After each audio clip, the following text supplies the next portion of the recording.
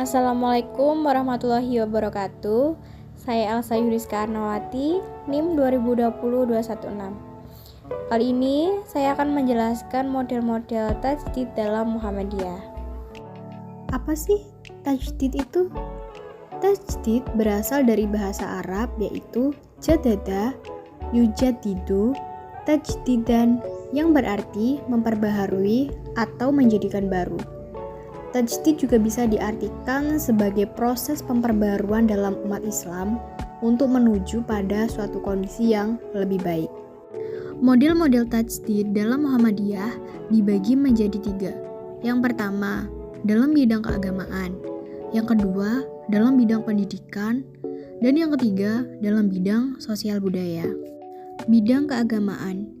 Yang dimaksud dengan pembaharuan dalam bidang keagamaan adalah memurnikan kembali atau mengembalikan kepada keasliannya. Oleh karena itu, dalam pelaksanaan agama, baik yang menyangkut akidah ataupun ibadah harus sesuai dengan aslinya, yaitu sebagaimana yang diperintahkan dalam Al-Quran dan dituntunkan oleh Nabi Muhammad SAW melalui sunnah-sunnahnya. Adapun usaha pemurnian yang dilakukan Muhammadiyah, yang pertama, penentuan arah kiblat dalam sholat sebagai dari kebalikan kebiasaan sebelumnya yang menghadap tepat ke arah barat. Yang kedua, penggunaan perhitungan astronomi dalam menentukan permulaan dan akhir bulan puasa atau hisab sebagai kebalikan dari pengamatan perjalanan bulan oleh petugas agama.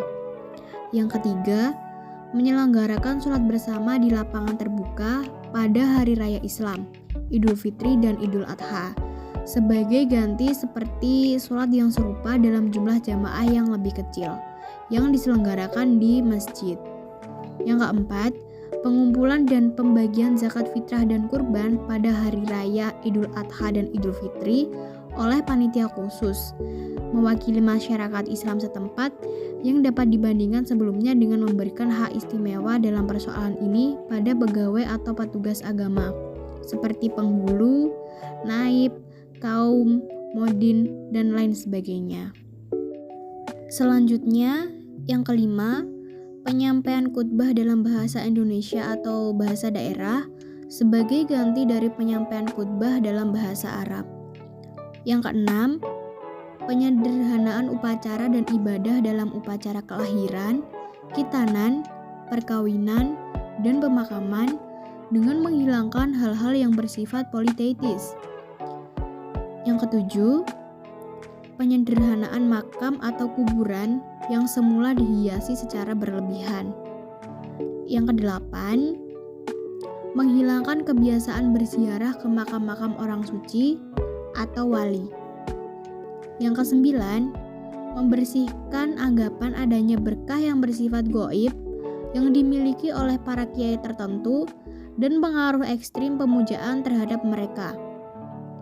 Dan yang terakhir, penggunaan kerudung untuk wanita dan pemisahan laki-laki dan wanita dalam pertemuan-pertemuan yang bersifat keagamaan. Selanjutnya, dalam bidang pendidikan. Dalam kegiatan pendidikan, Muhammadiyah mempelopori dan menyelenggarakan sejumlah pembaharuan dan inovasi yang lebih nyata. Bagi Muhammadiyah yang berusaha keras menyebarluaskan Islam, pendidikan punya arti penting. Karena melalui bidang inilah pemahaman tentang Islam dapat diwariskan dan ditanamkan dari generasi ke generasi. Pembaharuan pendidikan meliputi 2 segi, yaitu segi cita-cita dan segi pengajaran. Nah, dari segi cita-cita ingin membentuk manusia muslim yang baik budi, alim dalam agama, luas dalam pandangan, dan paham masalah ilmu keduniaan, dan bersedia berjuang untuk kemajuan masyarakatnya. Yang terakhir, dalam bidang sosial kemasyarakatan. Muhammadiyah merintis bidang sosial kemasyarakatan dengan mendirikan rumah sakit, poliklinik, panti asuhan, rumah singgah, dan lain-lain. Usaha pembaharuan dalam bidang sosial kemasyarakatan ditandai dengan berdirinya Pertolongan Kesengsaraan Umum atau PKU pada tahun 1923. Ide dibalik pembaharuan dalam bidang ini karena banyak orang Islam yang mengalami kesengsaraan. Sekian penjelasan yang dapat saya sampaikan mengenai model-model tajdid dalam Muhammadiyah. Semoga bermanfaat. Wassalamualaikum warahmatullahi wabarakatuh.